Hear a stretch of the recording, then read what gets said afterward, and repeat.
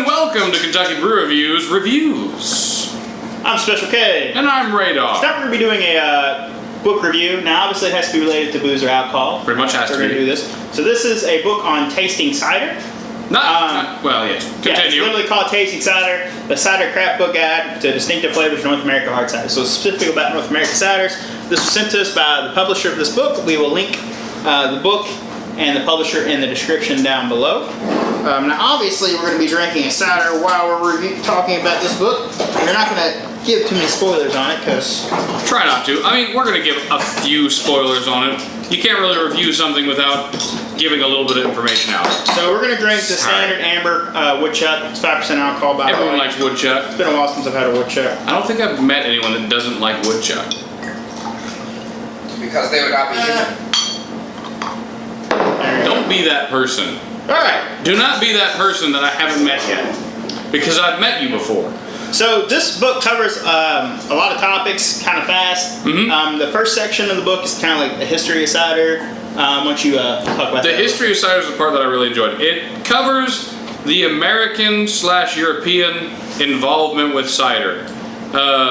It touches more on American than European, which is fine with me because I like the little footnotes of history that are involved in that section. There's a section, for instance, on Johnny Appleseed.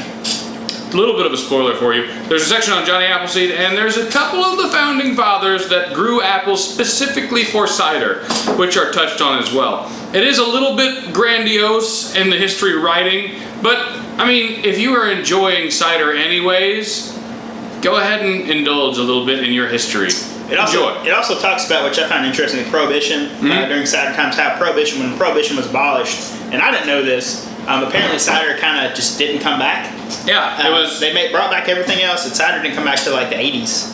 Well, a lot of government agencies, according to the book, a lot of government agencies went around demolishing trees, clearing, getting rid of trees that are specifically for creating cider. So a lot of trees like that are no longer exist. Another interesting fact, it talks a little bit about the different apples and the apple trees that cider's produced by. A lot of them aren't edible. A lot of those apples they make cider from aren't even actually edible. Yeah, well, they're edible. They're just disgusting. Yeah. Yeah. There's some that have like a bitter character, like a lot of tannin, so they have a bitter characteristic. Some are really sweet. Some are super sour. But those extremes translate really well into the beverage. Absolutely. Nowadays, though, they make a lot of ciders out of dessert apples, which are edible, which is interesting. Then it goes into the section of talking about what's the history and the trees and all that stuff. Then it goes into the talking about the different cider breweries out there. Yep. Breweries, big cider brewery. You brew cider. Yeah. Sort of ferment / brew. Kind of both. Yeah, it's kind of a weird crossover there. Well, cider makers, cider makers. So, and it doesn't just touch on your craft, your Green Goblin, and all those fancy ones. Yeah. It actually goes into even like Angry Orchard, because apparently Angry Orchard is the company that actually brought back the cider boom, because they've been around, which is Samuel Adams, Boston Beer Company. Apple flavored drinks. Yeah, well, cider specifically. Yeah. Woodchuck has been around for a long time too. Those are the big ones, but then you have a lot of the other like, Angry Orchard, Crispin. Smith and Forge, Forge. Angry Orchard, all those come out, and then you have the more crafty one. Cider Boys is another one that's kind of popular. They go into detail and talk about all these different craft cider makers. A lot of people that make beer will also break off and make cider. Country Boy, for instance, has like 2 or 3 varieties of cider that I've had from them. All been delicious. And they are all amazing. But the next section really interested me also, about how to taste cider. Yeah, there's a lot. Tasting cider was really useful. I think for me, I like to read that sort of thing. Well, there's like 3 or 4 like the really distinctive taste. They have dry ciders, you semi-dries, and you have your sweets. There is a guide, like there's a visual thing. There's a visual thing in here that helps you categorize your cider, which has been really helpful for me.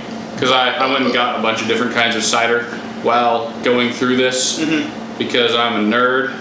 Yeah, there's like even a cider tasting wheel in there. They talk about how they get those types of flavors into the cider, which are really cool. And then it goes into like I said, the different styles, but then it goes into really wonky styles in there, like the really obscure, like really weird fruited combo mimosa, the super hipstery kinds, the mimosa weird ciders, and they have these apparently there's some really fancy craft ones. Like we don't see them around in Kentucky at all. But you know how we have Strawman and Iceman by Angry Orchard? Yeah. Well, there's a lot of other companies that make very crafty-esque type of ciders that I didn't even know existed until I read this book. And I've looked for them, but obviously I couldn't find them. And we can't get alcohol currently shipped to Kentucky, so we won't ever. Not yet. Maybe one day. Soon. Supposedly Maybe soon. one day. But you have anything else you want to say? No, that was just a really interesting section. Very, very helpful to me, personally. Yeah, and then the last couple hundred pages go into detail about talking about cider recipes for food. They pairs well with ciders. There's a lot of good recipes in there. I didn't look at it too heavy on the recipe section. Yeah, from what I gather, you can pretty much eat whatever you want with cider. If you have the right cider, you can eat literally anything. Spaghetti. You could have spaghetti with cider if you found the right cider to pair it with. So if you're new into ciders, or you're sort of kind of into them, this would be a great book for you.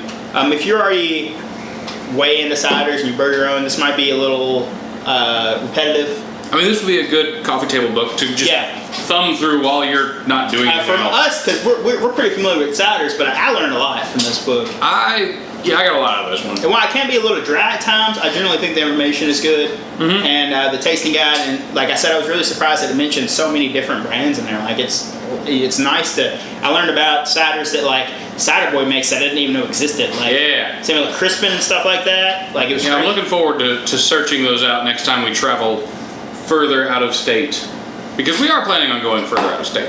But anyways, so should we rate this book? We've never done a book review before, so should we rate it?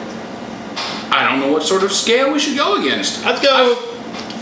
We'll do our 1 to 10, 5 being average. A sort of meh book, like it was sort of difficult to get through. 1 being terrible, 10 being. 1 being you read the first page and were like, this is not for me. I'm gonna go with 7. A 7? I think it's a good book, especially if you're already kind of into cider, but you're not like a hardcore fan. It's great if you're trying to learn new things, or you're interested even in brewing ciders. While it doesn't go into any information on how to make ciders, it goes kind of through the process and the history of it.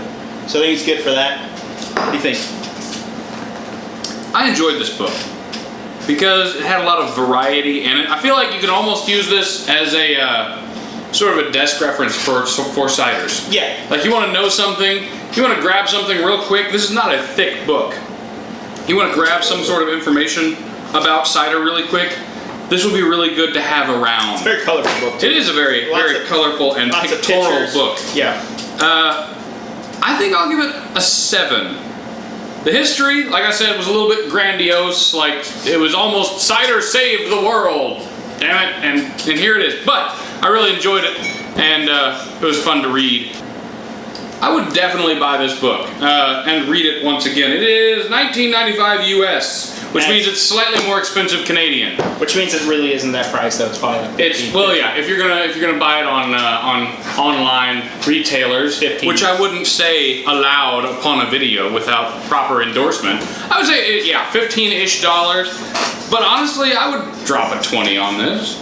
It's a useful book. I mean, just for like the picture, like I said, it's colorful, it's easy reading, and just the amount of information on the cider is great. I'd recommend it too. Yeah, you bent the cover. Yeah, all right. It's gonna go on the bookshelf. It'll be all good. All right, well, that's our episode. If there's something you would like to see on the channel, you can leave a comment down below. Don't forget to like, comment, and subscribe to Special K. And I'm Radar. Thanks for watching.